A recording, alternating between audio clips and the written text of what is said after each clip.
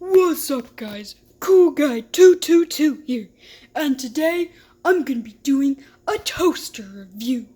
So, this toaster, I don't know the brand name, but it's a pretty cool toaster. So, if I were to put like bread or something in here to make toast, then I would have toast if I went boom.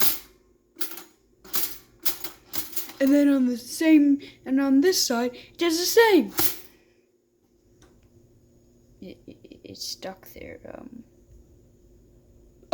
It's stuck there. Oh no. Somebody else is gonna have to fix that.